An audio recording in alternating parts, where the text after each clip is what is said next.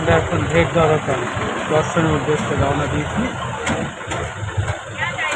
দর্শন সেরে ভেট দ্বারকা, গোপীতলা, নাগেশ্বর দর্শন সেরে আবার আমাদের 7:30টায় বাস।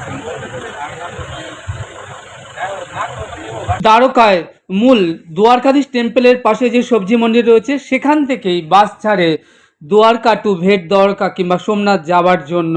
প্রতিদিন 2 টাইমস বাস যায়। সকাল 7:30টায় বাস ছেড়ে ভেট দ্বারকা থেকে ফিরে আসে 1:30টায়, আবার 1:30টা থেকে নেক্সট বাস যায় ফিরে আসে রাত 7:30টায়। দ্বারকা টু ভেট দ্বারকা 2x2 সিটের সাইড সিনে দুজনের জন্য খরচ পড়বে 300 টাকা।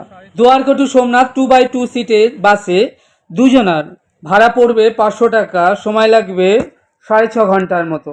আপনাদের সুবিধার্থে আমি পুষ্পক ট্রাভেলসের ভিজিটিং কার্ড এবং কন্ট্যাক্ট নাম্বার দিয়ে দিলাম, আপনারা চাইলে যোগাযোগ করে নিতে পারেন। গুজরাট ট্যুরে দ্বারকায় আপনাদের স্বাগত জানাই। আজ 18ই এপ্রিল 2025। আজ দ্বারকায় আমাদের দ্বিতীয় দিন। আমরা আজ চলেছি দ্বারকায় সাইট সিন ঘুরে দেখব বলে।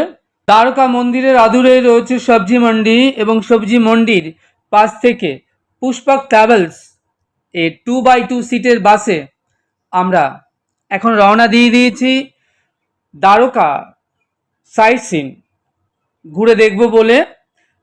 সেই জন্য আমরা আগেই টিকিট বুকিং করে রেখেছিলাম। এটা দেখছেন সবজি মন্ডি। এখান থেকে আমাদের বাস রওনা দিয়ে এসে পৌঁছালো রুক্মিণী দেবীর মন্দির। প্রথমে আমরা চলে এসেছি রুক্মিণী দেবীর মন্দির, তারপর আমরা এখান থেকে যাব নাগেশ্বর মহাদেব, তারপর গোপী তালাব এবং সর্বশেষ যাব ভেট দ্বারকা, ভগবান শ্রীকৃষ্ণচন্দ্রের যে নিজের বাড়ি মহল সেখানে। আপনারা এখন দেখছেন আমরা এসে পৌঁছেছি রুক্মিণী মন্দির দর্শন করতে। আমি শ্যামসুন্দর এখন দাঁড়িয়ে আছি গুজরাটে সাইট সিন দর্শনে রুক্মিণী দেবীর মন্দিরের সামনে। আমাকে দেখছেন আমি রুক্মিণী দেবীর মন্দির এখানে দাঁড়িয়ে রয়েছি। চারিদিকে নোনা জল, কিন্তু একমাত্র শুধু এই মন্দির চত্বরেই মিষ্টি জল পাওয়া যায়। ভগবানের অপার লীলা মহিমা। আপনারা দেখছেন সামনে এই মন্দিরটা হচ্ছে রুক্মিণী দেবীর টেম্পল। অপূর্ব সুন্দর মন্দির। বাইরে প্রচণ্ড রোদ, তাই জন্য এখান থেকে ছবিটা নিচ্ছি।